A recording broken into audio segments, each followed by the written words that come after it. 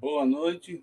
É com muita alegria que, primeiramente, que a gente agradece você deixar entrar na sua casa, no seu local, no seu recanto aí, pelo smartphone, pelo celular, pelo notebook, pelo desktop, enfim, por várias vias de hardware para a gente poder chegar até você. Boa noite, pessoal do Recanto Espírita, Movimento Espírita, Aura Celeste, Web Rádio Fraternidade, Lar de José TV7, Recanto da Prece e o Reviver Espírita. Bem como aqueles que do chat estão entrando e vão entrar conosco para formular perguntas. Lembrando sempre, façam as suas perguntas antes mesmo do facilitador, hoje chamado Rafael Siqueira, conclua a sua exposição, para que a gente possa socializar a informação e ter mais tempo do bate-papo pós conteúdo apresentado na live. E, como é de praxe, vamos abrir a nossa live da noite de hoje com uma mensagem preparatória que será lida pelo nosso colega Flávio Borba. Boa noite, Flávio. Boa noite, Laelda. Boa noite a todos que estão nos assistindo ou que venham a nos assistir depois. Vamos à leitura preparatória, que é do livro Caminho, Verdade e Vida, psicografia de Francisco Canto Xavier, pelo Espírito Emmanuel. Nós vamos ler hoje a lição 98, que se intitula Capas.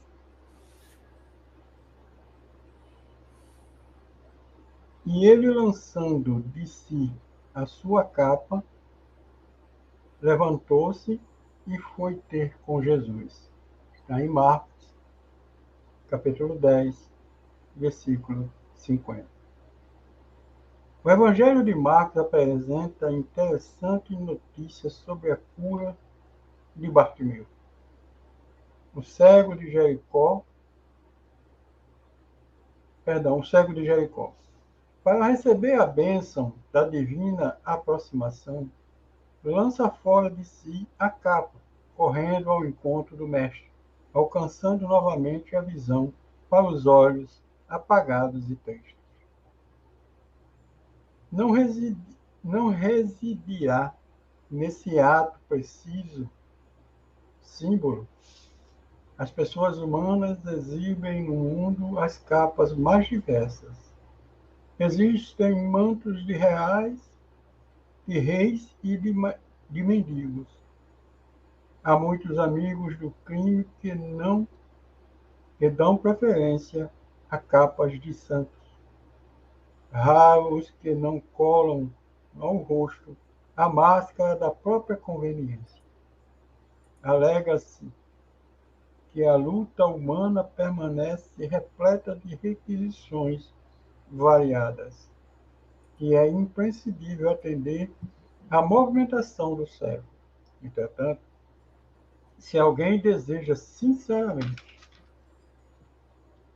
aproximar-se de Jesus para a recepção de benefícios duradouros, lance fora de si a capa do mundo transitório, e apresente-se ao Senhor, tal qual é, sem a ruinosa preocupação de manter a pretensa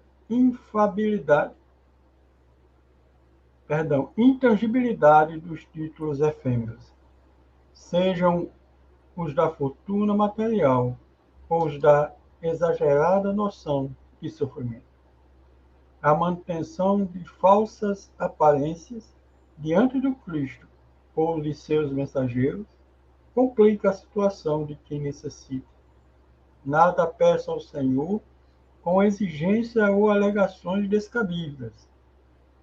Despe a tua capa mundana e apresenta-te a Ele, sem mais nem menos. Esta é a mensagem da noite, que possamos refletir. Boa noite. Boa noite, Flávio. Antes da gente trazer a nossa colega Luciana para fazer a prece, sempre aqui ali a gente coloca, como acabamos de colocar, que as pessoas façam suas perguntas, bem como no decorrer da live a gente coloca, se inscreva, deixe seu like, né? Comente, compartilhe. E marque o sininho de notificação. Por quê? Porque isso faz com que o canal, quando for procurado uma temática, o canal esteja entre os 10 mais procurados, entre os 10 mais listados.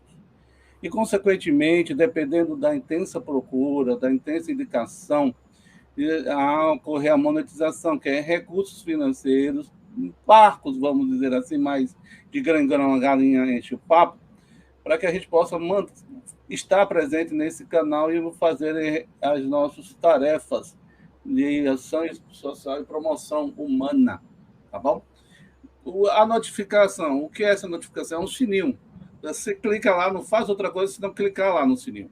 Por quê? Porque toda vez, marcou lá, todas as vezes que o sinal, quer dizer, o canal for colocar um vídeo, você vai ser notificado o horário que vai acontecer aquele vídeo e vai lhe chamar para que você possa assistir ou não. Fica uma opção sua. Mas deixa lá a notificação.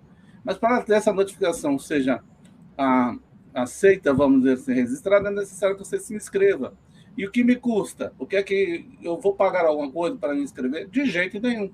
Você só vai clicar lá, inscrever, botar o seu e-mail e, como se diz, até logo. É isso que a gente pede. E dê seu like, comente, né? E se achou bom, quando lá na barra lá da internet do vídeo lá, tem aquele sinalzinho de legal ou deslegal. Por quê? Porque quando você coloca, eles ficam faz uma estrutura de pesquisa pelo que você apresenta, qual é o melhor assunto que você prefere, que assunto você quer abordar ou assistir ou ver, tá bom? O chamado logaritmo. Ele faz um logaritmo dos seus gostos, das suas escolhas, ok? Nos ajude para que a gente possa chegar mais perto e trazer essa turma aí boa, que sempre tem algo para acrescentar, mais do que todos nós. Então, vamos para a nossa prece com a nossa colega Luciana. Boa noite, Luciana. Boa noite, sejam todos bem-vindos à nossa live. E eu estou aqui para fazer a prece de início. Eu vou dizer assim. Querido amigo Jesus, estamos aqui mais uma vez, unidos e reunidos em teu nome, para mais uma noite de aprendizado sobre os teus ensinamentos. Por isso eu digo assim: Senhor Deus, Pai dos que choram, dos tristes e dos oprimidos, fortaleza dos vencidos, consolo de toda dor. Embora a tristeza amarga dos prantos de nosso erro, desse mundo de desterros, clamamos por vosso amor. Nas aflições do caminho, na noite mais tormentosa, vossa fonte generosa é o bem que não secará. Sois em tudo a luz eterna, da alegria e da bonança, nossa porta de esperança, que nunca se fechará. Quando tudo nos despreza, nesse mundo de iniquidade, quando vem a tempestade sobre as flores da ilusão, ó Pai, sois em tudo o cântico da certeza, vencendo toda aspereza, vencendo toda aflição. No momento da nossa morte, no abandono, no tormento, trazei-nos o esquecimento da sombra, da dor e do mal, e que nos últimos instantes sintamos a luz da vida, renovada e redimida, na paz ditosa e imortal. Com essa humilde prece, dou por encerrada a primeira parte da nossa live. Assim seja. Obrigado, Luciana. Olha, eu não sei se ele é um decaído, mas pelo nome, o nome ele tem de anjo. Faz parte da legião dos Ismael, sabe? Gabriel.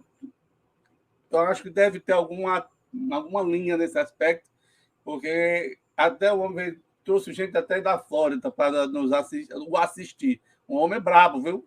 Está conosco nosso irmão Rafael Siqueira. Boa noite, Rafael. Boa noite, Laelder. Boa noite, Flávio. Boa noite a todos aqueles que já estão conosco pelas mais diversas redes sociais, nos assistindo, vibrando junto conosco. Que Jesus possa nos guardar e nos manter na sua paz. Afinal de contas, de quem se trata? Quem é Rafael Siqueira? Se apresente para o público aí, se bem que boa parte das pessoas já lhe conhece, mas algumas particularidades aqui para o nosso público, nosso canal, que alguém talvez esteja assistindo pela primeira vez e vendo pela primeira vez. De quem se trata? Rafael Siqueira é um jovem de 41 anos, trabalhador da Sociedade Espírita Fraternidade, aqui no estado do Rio de Janeiro, na cidade de Niterói, casa fundada pelo médium e tribuno José Raul Teixeira, que tenho certeza já visitou essas terras aí do Nordeste, essas amáveis terras. Eu sou uma pessoa que amo o Espiritismo, que amo o Evangelho de Jesus, e que estou hoje aqui não para fazer uma palestra, mas para conversar com vocês. Então, tenho atuação aí na Casa Espírita, na proposta da oratória, na proposta da mediunidade, mas, sobretudo, na proposta de estudar Jesus, de viver Jesus e de procurar ser cada vez mais uma pessoa melhor. Sou formado em Direito e estou me formando aí na segunda graduação, que é o curso de Psicologia. E é uma alegria poder partilhar esses momentos de espiritualidade e de vida com todos vocês na noite de hoje. E, Rafael, ser espírita, o que é ser espírita?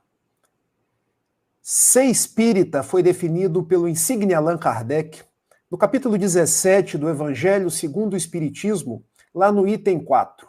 Reconhece o verdadeiro espírita por aquele que trabalha pela sua transformação moral, por aquele que se esforça por ser hoje melhor do que ontem, por aquele que procura a cada dia vencer as suas más tendências, as suas más inclinações. Ser espírita é aquele, conforme a questão 625 do Livro dos Espíritos, que toma Jesus como modelo e como guia.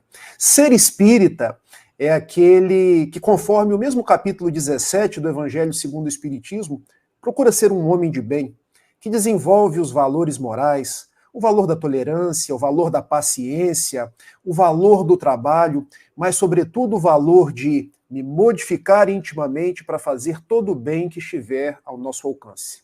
Ser espírita não é algo que eu posso colocar como um privilégio, mas é algo que me coloca no dever de ser cada vez melhor.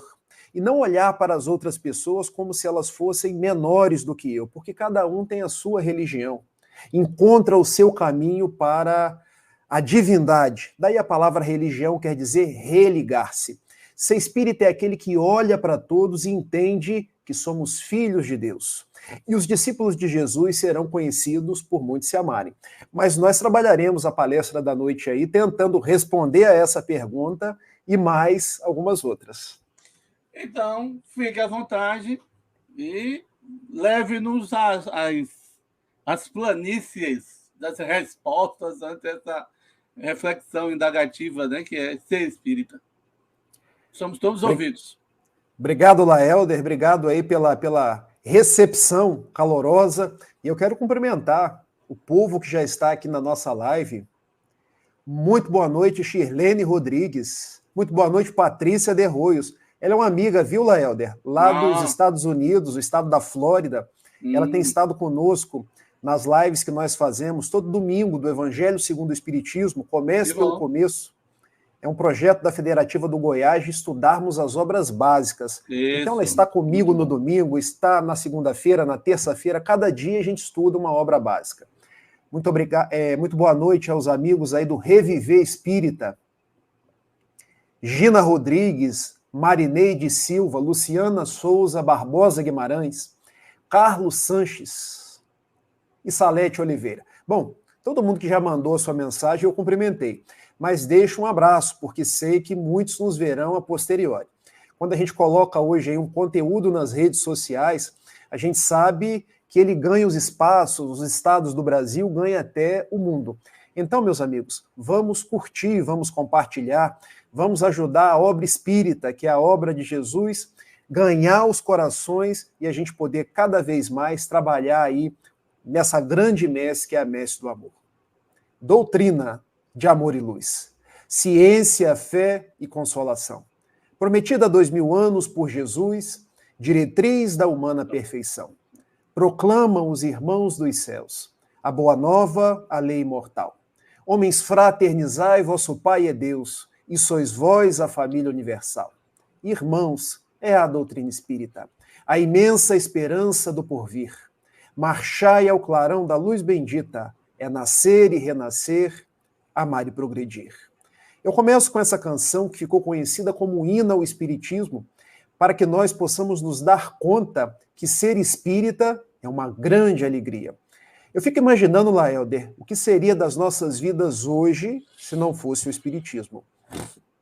Imagine cada um de nós perpassando esses dias da pandemia, de recolhimento dentro dos nossos lares, vendo tantas pessoas desencarnarem, se não fosse o espiritismo.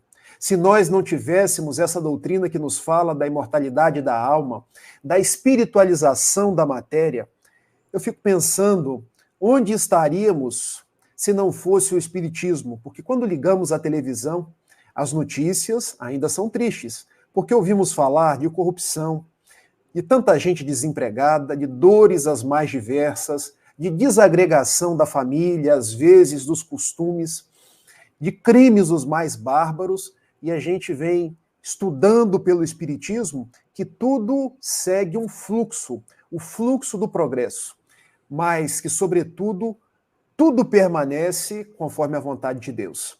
Que os dias que nós passamos são escolas abençoadas para o nosso melhoramento. Então eu iniciei com essa canção para que nós desde já soubéssemos que ser espírita é uma grande bênção, é uma grande oportunidade de encontro conosco mesmo e através das lides espíritas nos reconectarmos a Jesus. Há uma história contada pelo benfeitor Hilário Silva, chamada Há um Século, constante do livro Espírito de Verdade, que eu passo a narrar agora ao sabor da minha emoção. Porque narra Hilário Silva, que era o mês de abril de 1860. Kardec encontrava-se na sua casa, quando recebeu uma missiva, e essa missiva narrava-lhe uma história. Era a história de Joseph Perrier, que era um homem, um encadernador, que tinha o seu emprego ali na mesma cidade de Paris. Vivia muito bem com a sua esposa de nome Antoinette.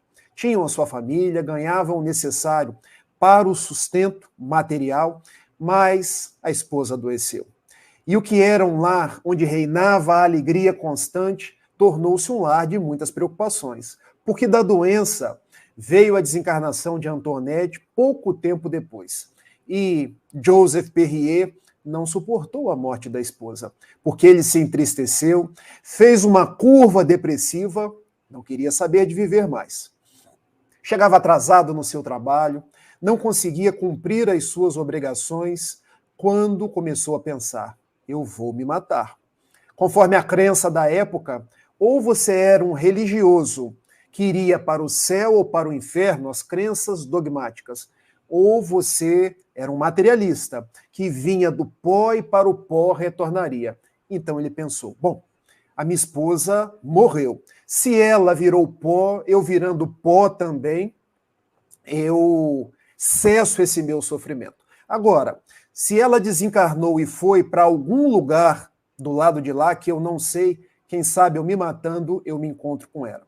Nós sabemos que não se processam as coisas dessa forma, mas era a crença de Joseph Perrier.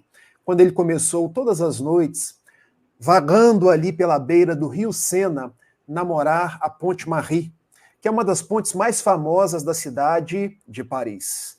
Quando, numa noite muito escura, já era alta madrugada, ele vai até o vão central daquela ponte e pensa, é hoje, eu vou me matar, eu vou acabar com esse sofrimento. E quando precipita-se para o salto, a sua mão bate num objeto na morada da ponte. Aquele objeto cai ao chão e ele se depara com um livro. Este daqui, o Livro dos Espíritos. E ele, bom, para quem vai se matar, deve ser uma espécie de sinal, porque cai um livro no chão, deixa-me dar uma olhada. E abrindo o livro, logo ali, naquela página branca, aquela folha de rosto, ele vê uma dedicatória escrita por Alohan, grafada mais ou menos nos seguintes termos: este livro salvou a minha vida. Leia-o, se porventura você o encontrar, porque ele pode salvar a sua vida também. E Joseph Perrier começou a ler aquele livro. A primeira parte, que fala de Deus e das causas primeiras ou primárias. Lendo a segunda parte, que fala dos espíritos e do plano espiritual. Chegou na terceira parte, que fala das leis morais, até chegar na quarta parte, que trata das esperanças e das consolações. E foi um verdadeiro reencontro, porque ali ele extraiu noções de mortalidade da alma, de lei da reencarnação, da sorte daqueles que se matam depois, na verdadeira vida, que é a vida espiritual, e ele pensou, não vou me matar mais, porque eu sei que a minha Antoinette hoje é um espírito, que eu também sou um espírito, só que encarnado, e que eu devo passar pelos dias da minha encarnação, porque quando eu desencarnar, eu encontrarei com ela. Então, suicidar-me jamais. Ele teve o brilho nos olhos recuperado, porque não queria saber de suicidar-se mais. E por baixo da dedicatória de Alohan, ele resolveu escrever uma outra dedicatória. Salvou a minha vida também.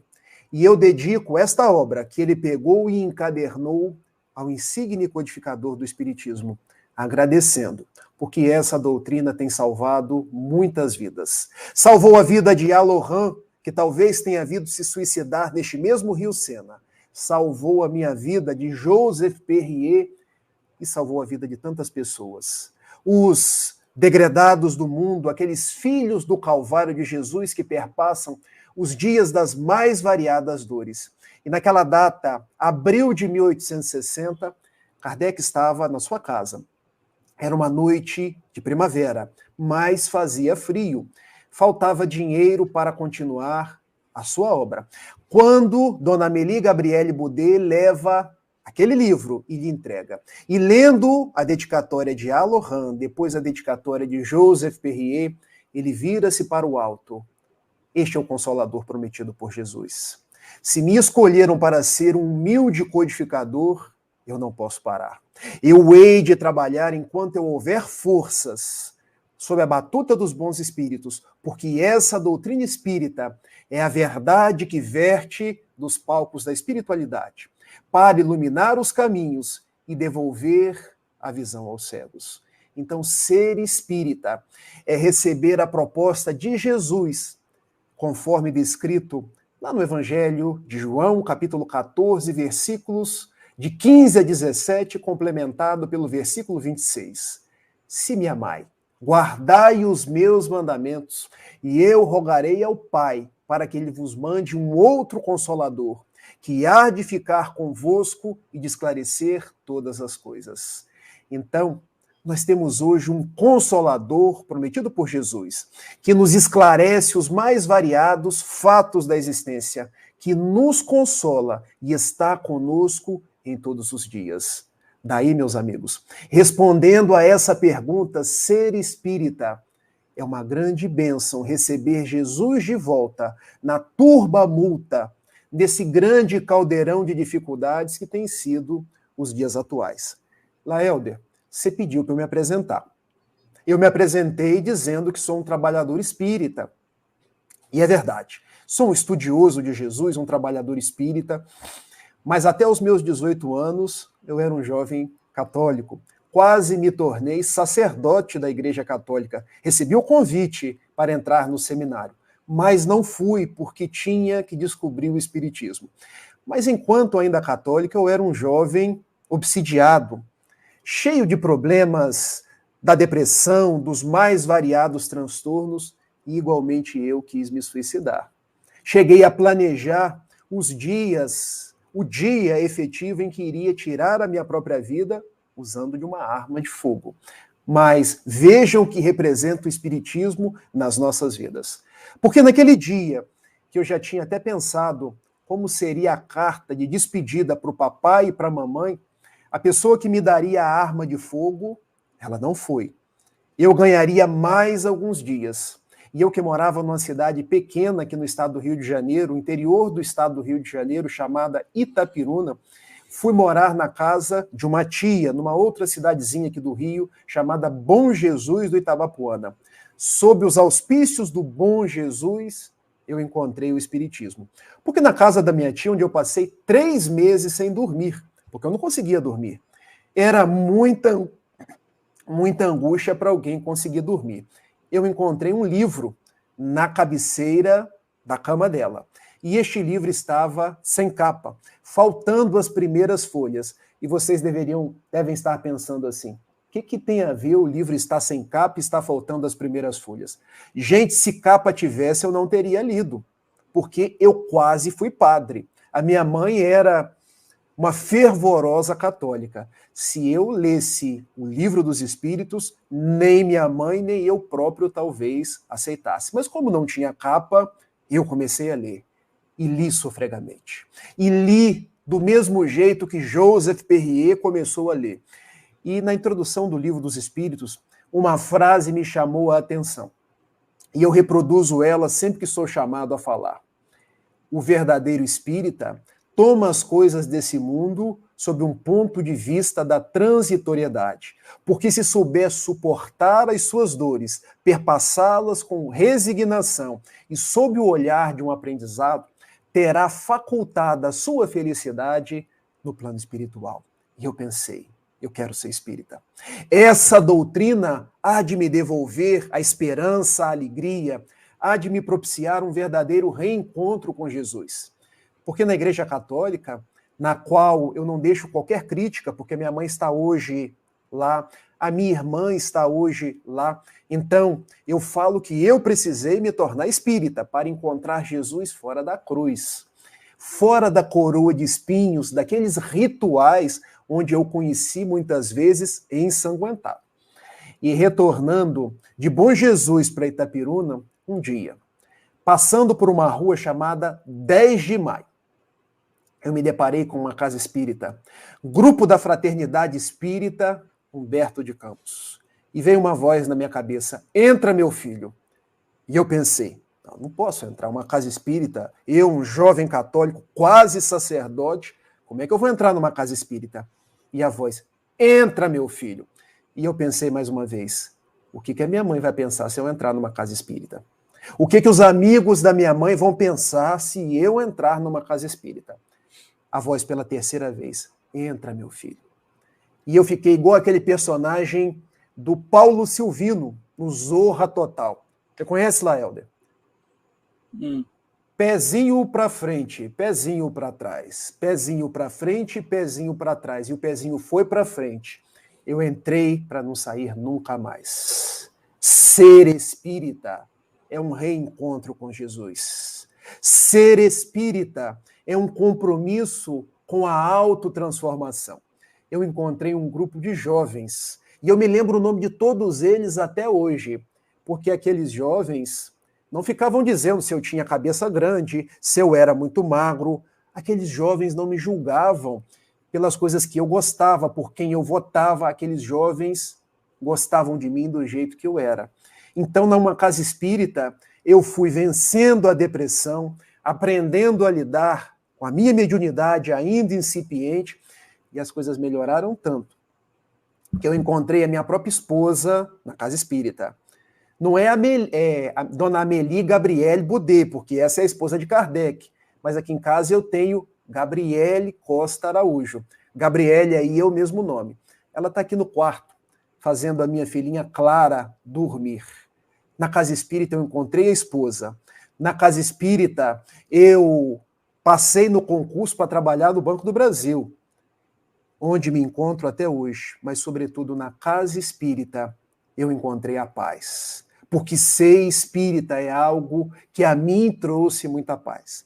Mas as dificuldades na nossa vida, elas são constantes, porque a gente precisa ser testado. Quando a gente pensa no diamante, a gente só se lembra daquele diamante branco, cristalino, aquela pedra que corta todas as outras e que enfeita as mais belas joias. Mas a gente não sabe como ele é retirado da natureza, embrutecido, cheio de pontas, e que é pelo processo da lapidação que ele vai se tornando puro. Então, as dores na vida de cada um de nós, elas são crescentes, porque crescentes são as nossas viciações. As dores vão lapidando as nossas arestas. O Banco do Brasil me transferiu de uma cidade para outra. De Itapiruna, uma cidade pequenina, onde eu via passar carro de boi na frente da minha casa. Só para vocês terem uma ideia do tamanho da minha cidade. Vim para Niterói, que dista aí do Rio de Janeiro 14 quilômetros, o tamanho da ponte Rio-Niterói.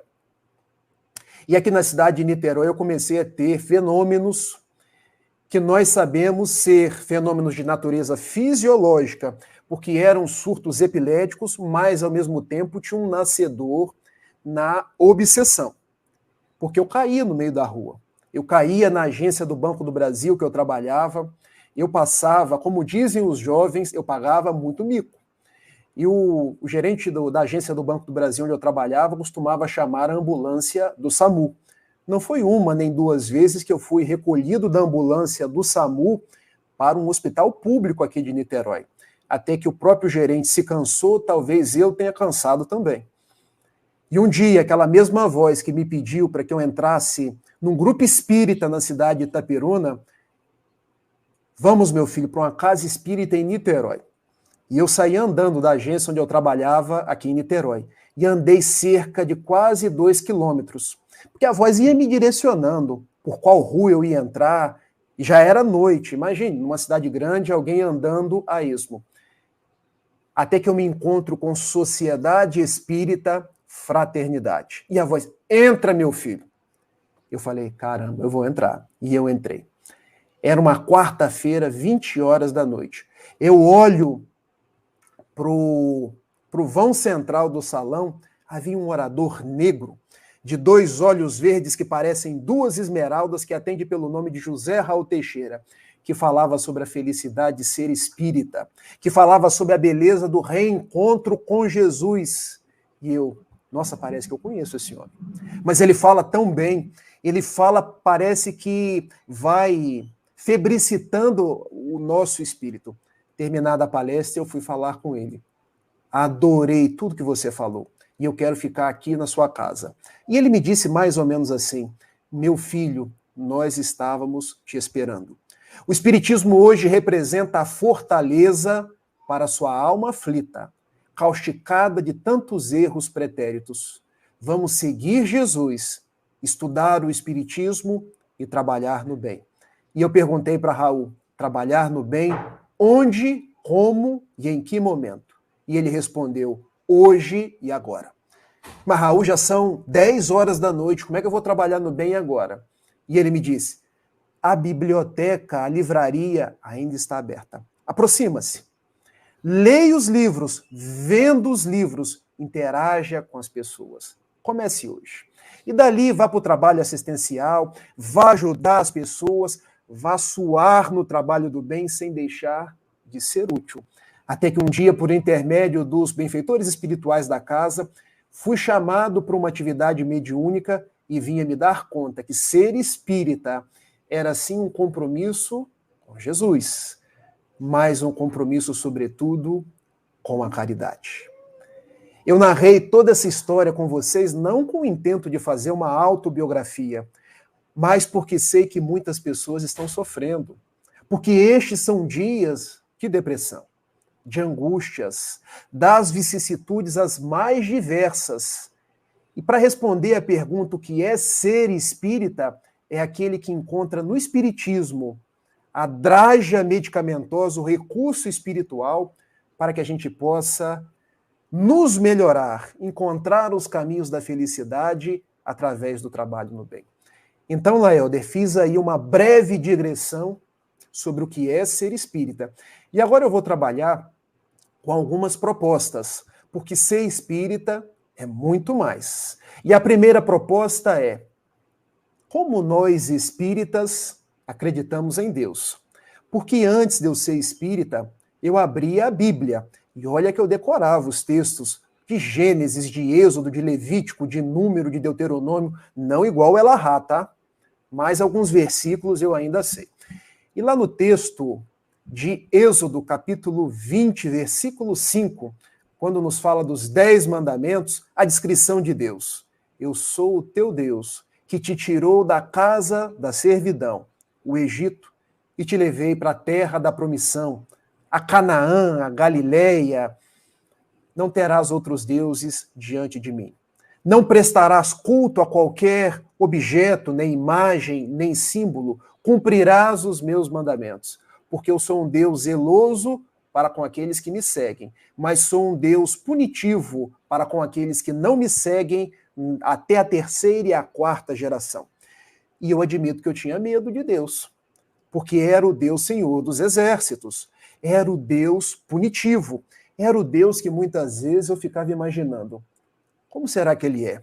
Será que ele tem os cabelos brancos igual do Laelder? Será que ele é barbudo? Será que ele é grande? Eu imaginava, deve ser um grande guerreiro, grande, bonito, que tem ao seu lado direito aqueles que cumprem os seus mandamentos, do lado esquerdo, bom, aqueles que não cumprem tanto, mas eu pensava, e o inferno? Quem que ele manda para o inferno?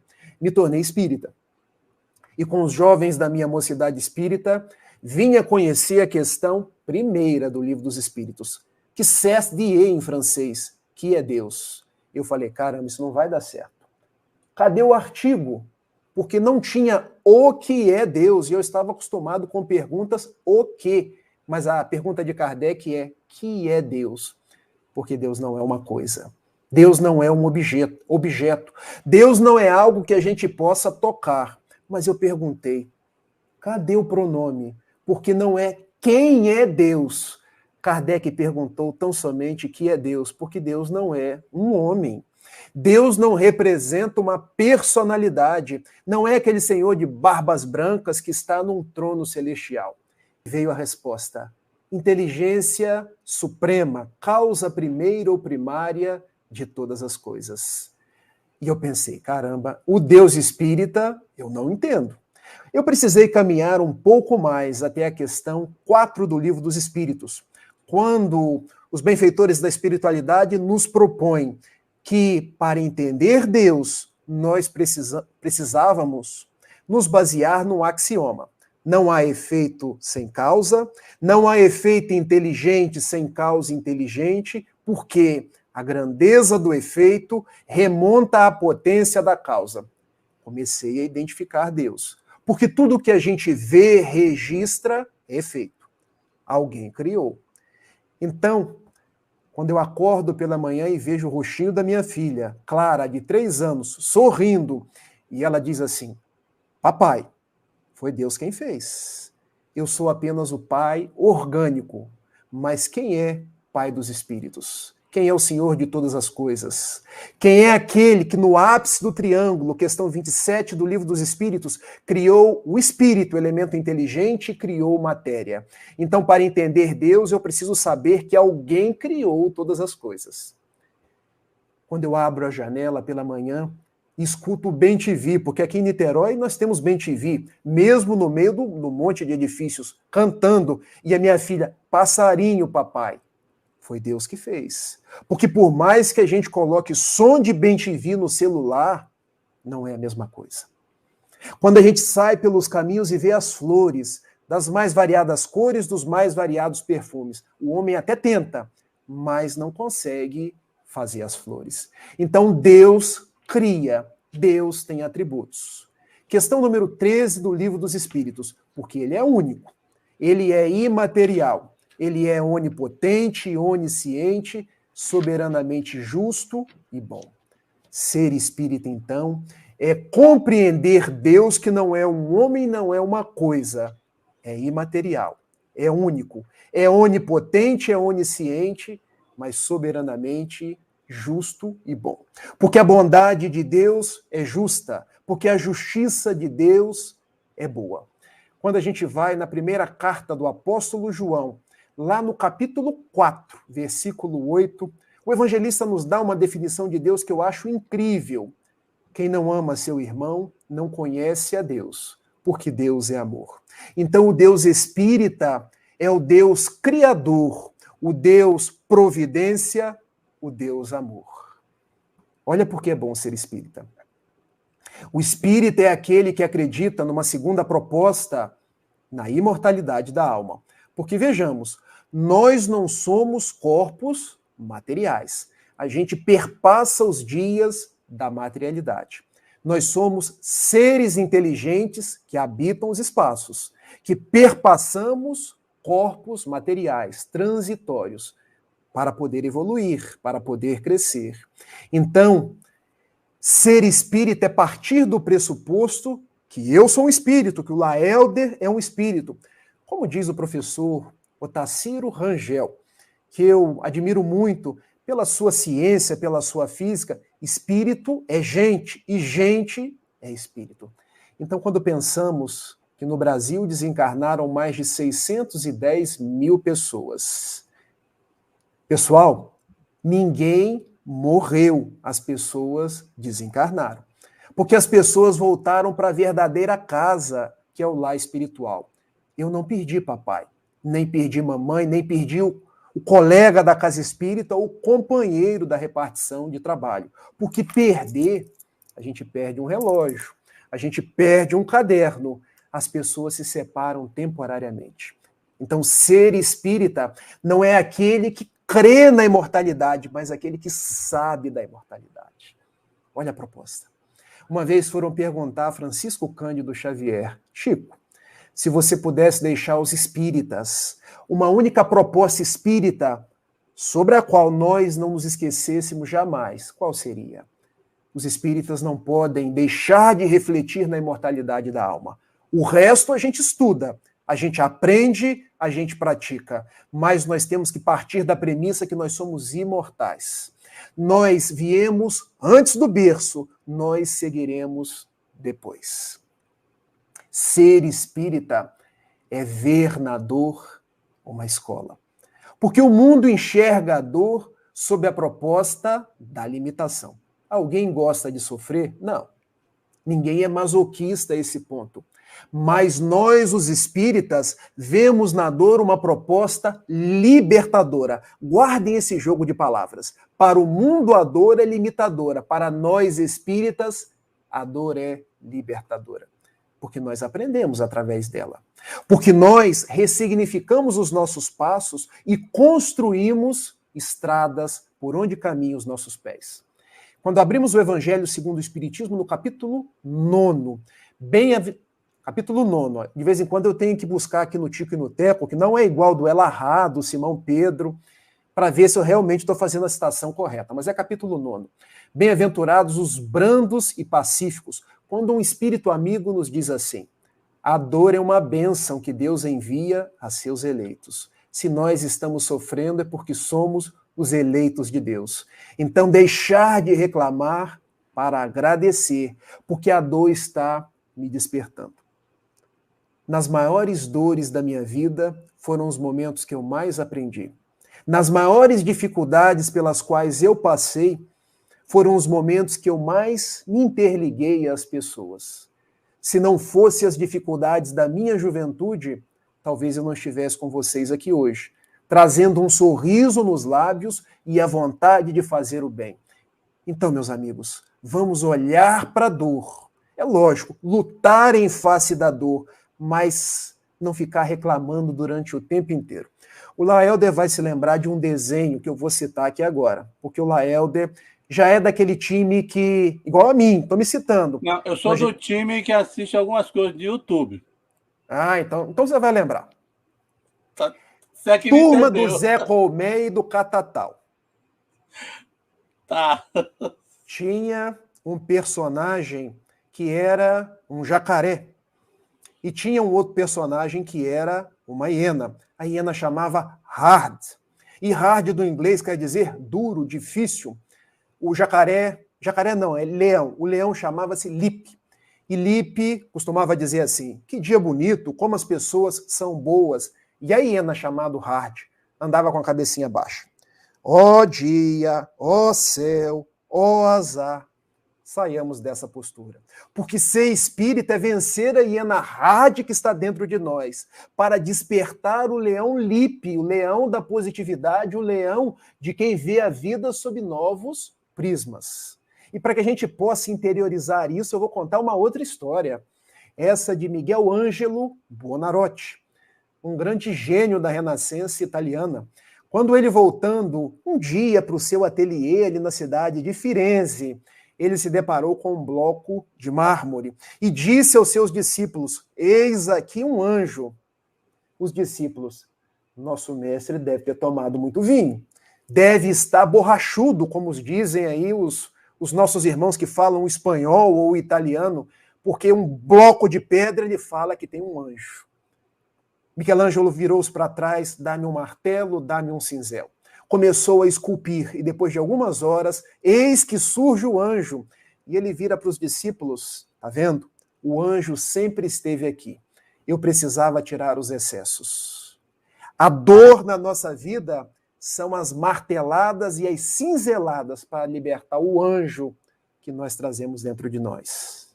Ser espírita é olhar para a dor com um olhar de escola, não com um olhar de reclamação. Mas ser espírita é trabalhar pela nossa transformação moral. E eu trago de novo aquela frase constante do Evangelho segundo o Espiritismo, no seu capítulo 17, item 4. Reconhece o verdadeiro espírita pela sua transformação moral e pelos esforços que empreende por domar as suas más tendências, as suas más inclinações. E é curioso, meu amigo Laelder, porque nós temos aqui um pronome possessivo, sua. Só que esse sua não é do outro, esse sua é nosso. Porque eu vejo muitas pessoas que querem mudar a outra pessoa. Estão sempre com o dedinho em rixa assim apontado.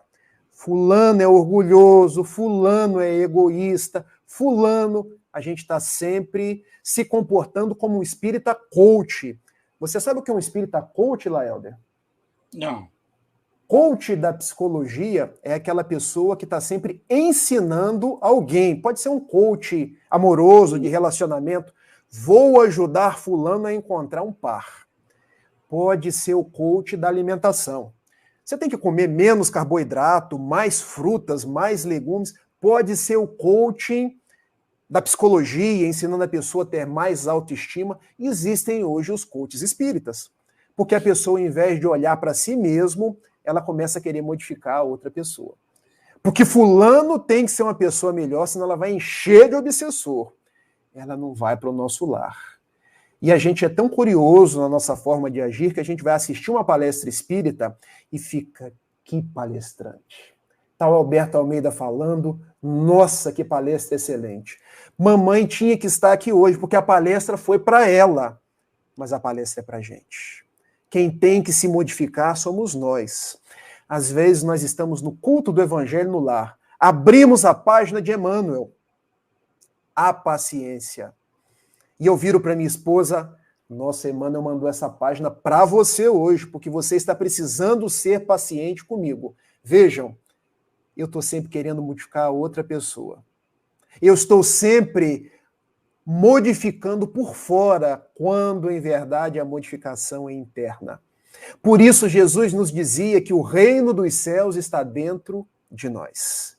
É no campo da nossa intimidade que nós travaremos as grandes batalhas. A outra pessoa, já dizia Chico Xavier, eu tenho o dever de aceitar tal qual ela é, com seus vícios, com as suas virtudes. A quem eu devo modificar sou eu próprio. E existe uma frase de Mohandas Karamchand Gandhi quando ele nos diz: seja você a mudança que quer ver no mundo. E é muito curioso, porque a gente quer acabar com a corrupção no Brasil, mas a gente pratica os pequenos atos de corrupção. Querem exemplo? Eu vou no Banco do Brasil, e eu cito sempre o Banco do Brasil, porque é o banco onde eu trabalho. A fila está lotada. E ao invés de eu entrar na fila, eu acho um amigo lá na frente. Fulano frequenta a casa espírita junto comigo. Eu vou lá, vou encostar e vou pedir ele: será que você pode pagar essa conta para mim? Bom, mas isso é um pequeno ato de corrupção, porque atrás dele existem várias pessoas que estão esperando. Notem, quando a gente vê que o nosso vizinho tem uma instalação da NET, aí eu vou puxar só um fiozinho, um gato net, como a gente chama aqui no Rio de Janeiro, e eu vou ter internet de graça. Corrupção, gente. Quando eu vou fazer o meu imposto de renda, esse imposto está muito alto. Deixa eu colocar aqui alguns recibos para poder ter mais dedução e pagar menos imposto. Corrupção, gente.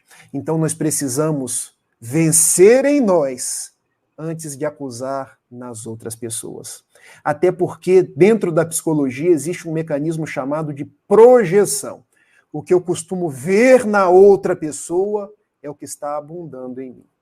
Daí Jesus nos dizer: por que vedes um argueiro no olho do seu irmão e não vede a trave no vosso? Ser espírita, então, é um compromisso de autotransformação, de modificação de si mesmo. Mas ser espírita também é um compromisso com a caridade. Porque quando a gente abre o capítulo 15 do Evangelho segundo o Espiritismo, lá está a máxima: fora da caridade não há salvação. E vejam, a proposta não é fora do Espiritismo, mas é fora da caridade. Fora do meu compromisso de servir as outras pessoas, de me tornar um arauto do bem e da paz. Há uma frase do Rotary Club, que Divaldo cita muito nas suas palestras, que diz mais ou menos assim: quem não nasceu para servir, não serve para viver. A gente pode trazer ela dentro da psicologia de Joana de Ângeles. Quem não nasceu para servir, ainda não aprendeu a viver. Ser espírita, então, é ser mais caridoso, é procurar fazer mais o bem e deixar de ficar discutindo tanto. Porque como a gente tem discutido hoje, e a gente está discutindo política dentro da casa espírita, a gente está guerreando por política nas redes sociais. Político todos nós somos, porque político vem de polis, que quer dizer cidade. E o filósofo Aristóteles já dizia que quem ama a sua polis se torna um político, porque quer o melhor para a sua cidade. Mas o que nós estamos fazendo é nos engalfinhar por política partidária, achando que eu voto melhor do que a outra pessoa, achando que eu sou melhor do que a outra pessoa, e nós nos esquecemos da recomendação de Kardec na Revista Espírita, de fevereiro de 1862, quando ele responde uma carta para os espíritas da cidade de Lyon: deixai a política partidária, para que ela não tome o tempo de vocês estudarem a parte moral do Evangelho. Porque ser espírita é para nós nos moralizarmos e praticarmos a caridade, e deixar de ficar discutindo quem vota melhor, quem é mais bonito, quem é mais importante, porque hoje nós estamos construindo muros entre as pessoas. A tarefa da caridade é derrubar os muros para construir pontes. E daí nós podemos nos lembrar de uma história contada por Bezerra de Menezes, e eu acho que eu paro por aqui, depois a gente abre, se tiver alguma pergunta. Porque Bezerra de Menezes, isso, porque Bezerra de Menezes, pela psicografia de Chico Xavier, nos conta que duas damas saindo do teatro Bolshoi, em Moscou, uma peça de Boris Godunov, na parte de fora do teatro, se depararam com um homem caído, sentindo frio, mas sobretudo com fome. Uma delas teve um insight: vamos tirar o casaco e dar para esse homem. A outra: você está doida, mulher? Um casaco caro desse você vai dar para um pedinte, para um morador de rua? Vamos para casa.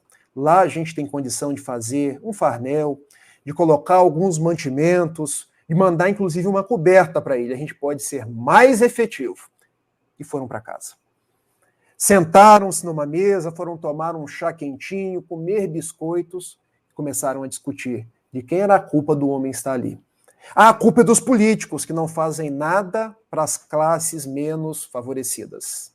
Depois começaram a discutir, não, a culpa é dele mesmo, porque é, me perdoem a expressão, um vagabundo, entre aspas, que não quer trabalhar. Outros, a culpa é dos tempos atuais, que estão formando cada vez mais pessoas descompromissadas com o nosso país, com aquilo que nos eleva. Na história, elas ficaram discutindo a noite inteira. Quando raiou o dia pela manhã, o homem, nós esquecemos dele. Não esquecemos, não. Vamos agora. Juntaram mantimentos, algumas frutas, uma coberta, roupas, colocaram num coche e levaram até ele. Ele estava lá, morto, arroxeado. E Dr. Bezerra de Menezes termina a história dizendo: quando a caridade é muito discutida, o socorro chega tarde. Se eu pudesse responder o que é ser espírita numa única frase, eu responderia pela frase de Adolfo Bezerra de Menezes: quando a caridade é muito discutida, o socorro chega tarde. Ser espírita é discutir menos, falar menos, brigar menos, julgar menos e amar mais. Ser espírita é reencontrar-se com Jesus, para que ele haja por nós, através de nós e pelos nossos atos. Laelder, estou te passando a bola. Se tiver alguma pergunta, alguma interação, se não, a gente... Não, está aqui. Daniel Rosa de Assis. Eu acho que é uma pergunta, ou então uma pergunta reflexiva, mas que seja, você desenvolve. Aí, amigo Rafael, saber usar uma linguagem inclusiva que iguale os mesmos propósitos no bem comum, agregando a diversidade de ideologias sociais, faz o espírita ser mais benéfico em nossa sociedade? Daniel, muito obrigado pela sua participação, pela sua audiência e as suas reflexões sempre muito importantes. O nosso exemplo é Jesus. Como dizia o padre Zezinho, amar como amou Jesus, pensar como pensou Jesus, viver como Jesus viveu. Como que Jesus viveu? Levaram uma mulher adúltera para ele. Todos queriam apedrejar. O que ele fez? Aquele que estiver sem pecados, que atire a primeira pedra. E depois para a mulher: mulher, ninguém te condenou, eu também não te condeno. Vai e não tornes a pecar. Mensagem inclusiva. Quando ele foi cear na casa de Zaqueu, desce dessa árvore, Zaqueu, porque hoje a salvação chegou ao seu lar. E os seus discípulos: mas ele vai comer na casa de um publicano, porque um publicano era um cobrador de impostos. Ele não foi preconceituoso, ele não fez distinção. Mas ele foi até a casa de Zaqueu e o transformou num apóstolo. Porque Zaqueu depois, conforme narrativa de Amélia Rodrigues, foi um baluarte do evangelho ali nas terras de Cesareia de Filipe.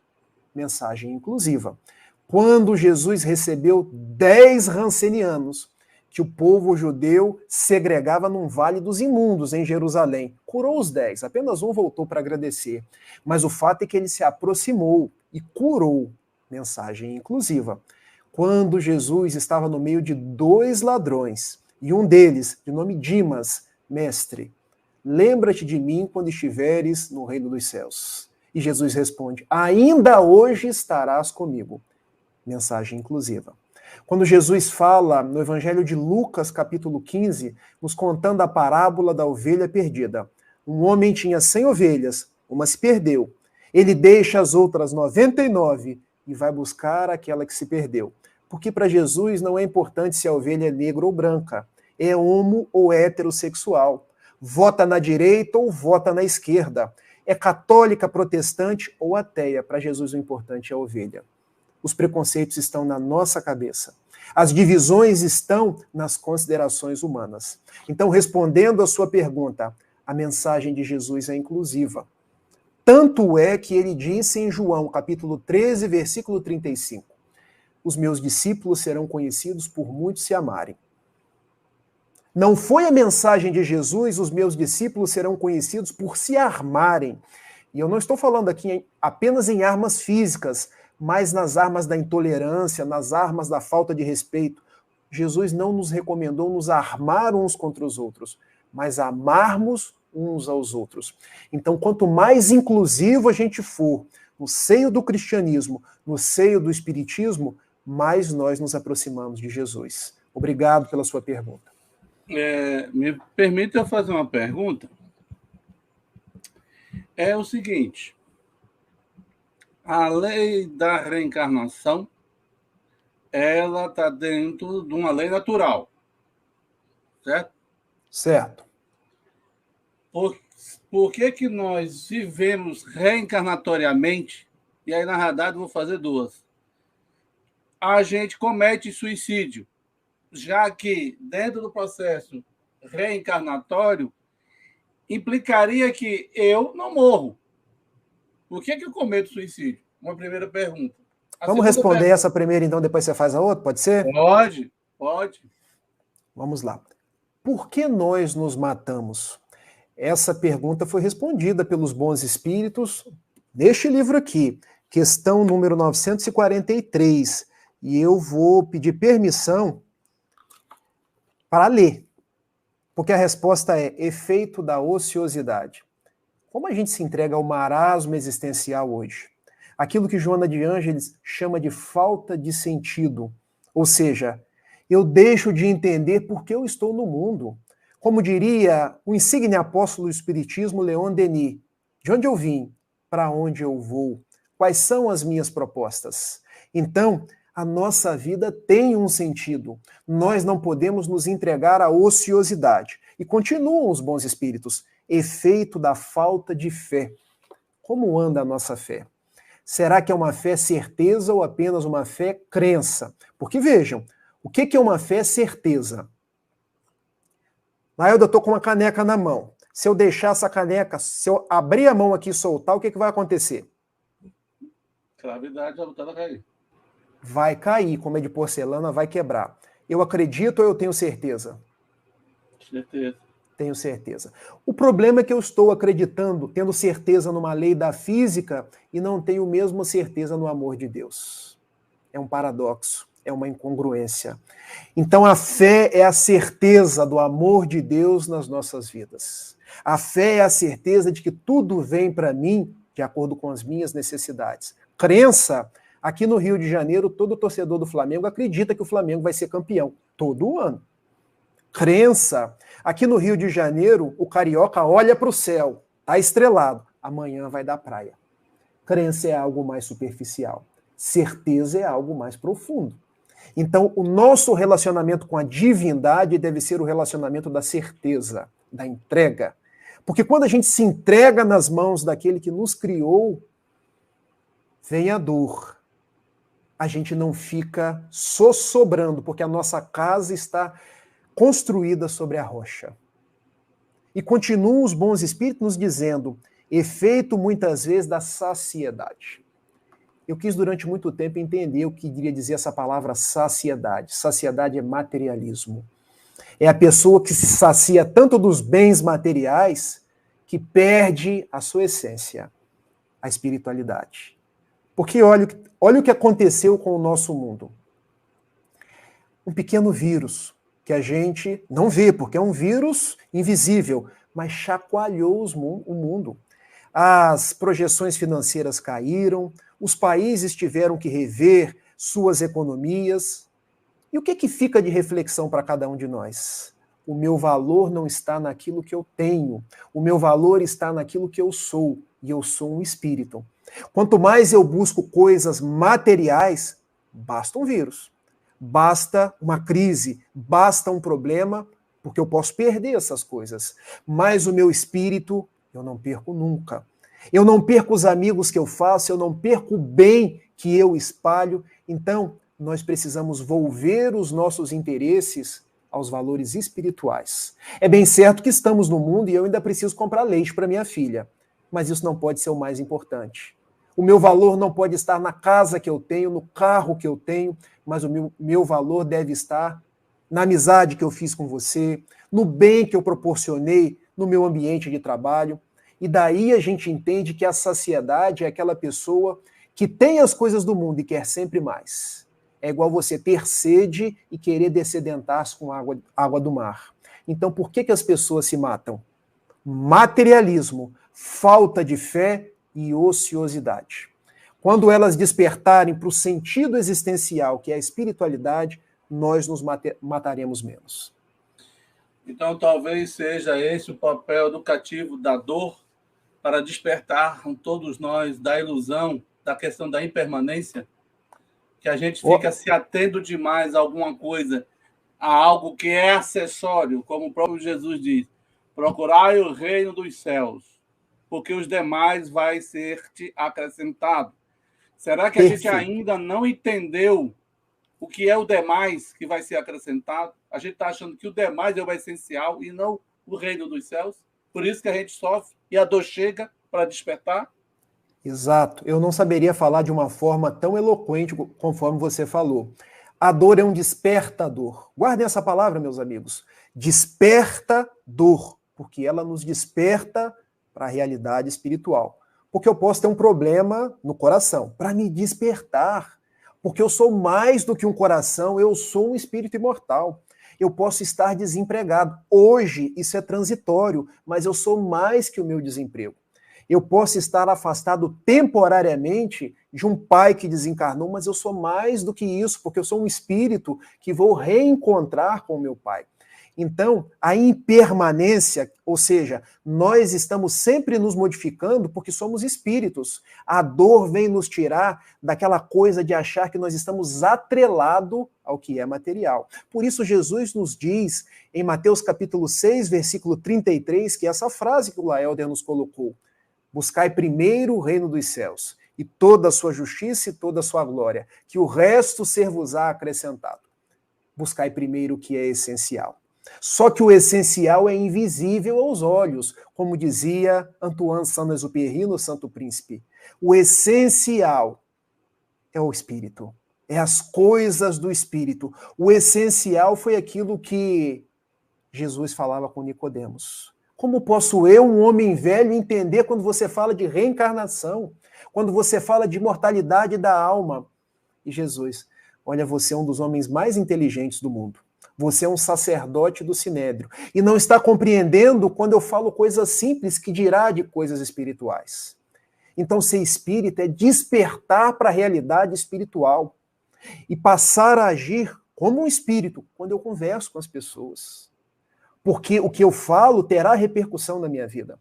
Quando eu ajo na minha sociedade, na forma como eu estou obrando no mundo, porque eu sei que depois desta vida, na outra vida, que é a vida verdadeira, tudo retornará para mim, de acordo com a semeadura que eu fiz.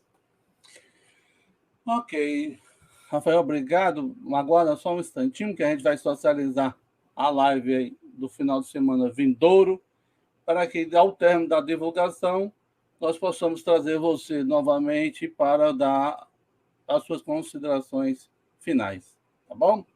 Só um instante, por gentileza. Bom, minha gente, a gente tem, primeiramente, os cartazes de socorro, vamos dizer assim. Temos esse material aí para venda, poesias da minha autoria desses 2 livros, livro de poesia A Primavera na Tempestade e Verso, Sentimentos e Verso. R$ 25,00 e R$ 30,00 os valores. E tem um que é da Lavra Mediúnica, psicografado, Tens o Tesouro, no valor de R$ 30,00. Pedido pelo Zap aqui, ó, frete 0800, para todo o Brasil. Saindo daqui, vamos para a nossa divulgação da rádio, a Web Rádio Reviver.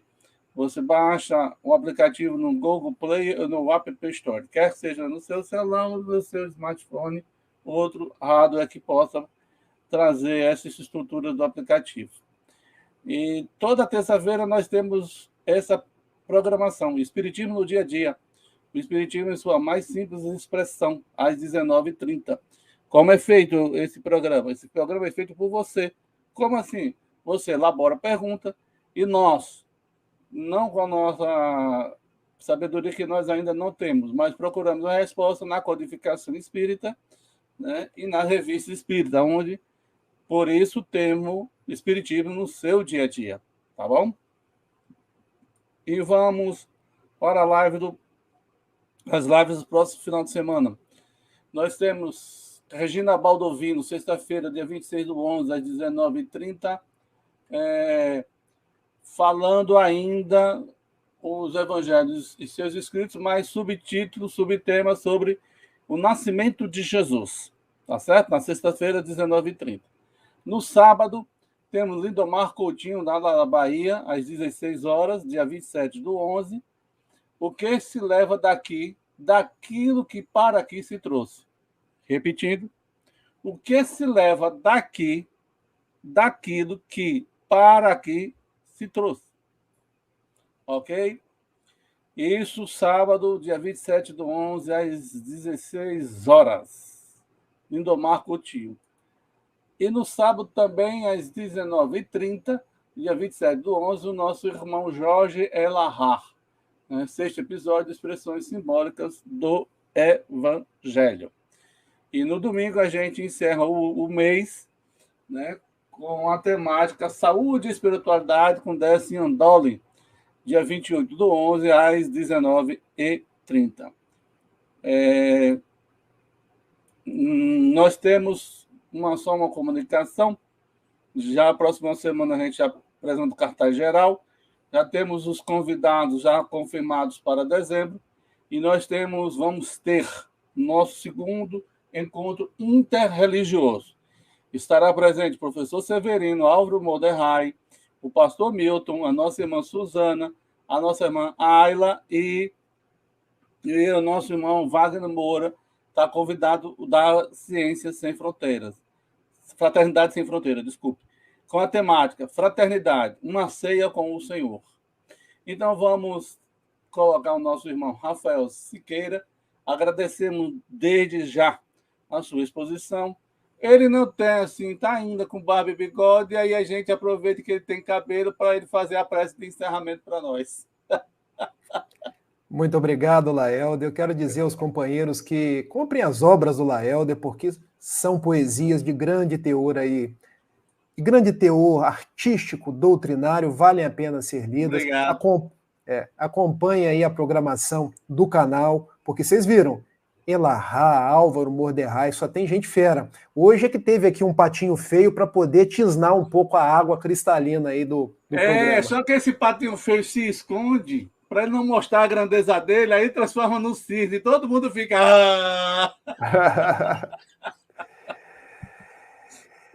Vamos então para a nossa prece? Vamos lá. Vamos buscar lá do Parnaso de Além Túmulo. José Silvério Horta, pelas mãos magníficas de Francisco Cândido Xavier, o Pai Nosso. Pai nosso que estais nos céus, na luz dos sóis infinitos, Pai de todos os aflitos, neste mundo de escarcéus. Santificado, Senhor, seja o teu nome sublime, que em todo o universo exprime concórdia, ternura, amor.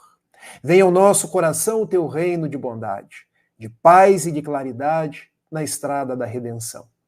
Cumpra-se o teu mandamento que não vacile nem erra, nos céus como em toda a terra, ainda de lutas e de sofrimento. Evita-nos todo mal. Dá-nos o pão do caminho, feito com a luz e com o carinho do pão espiritual.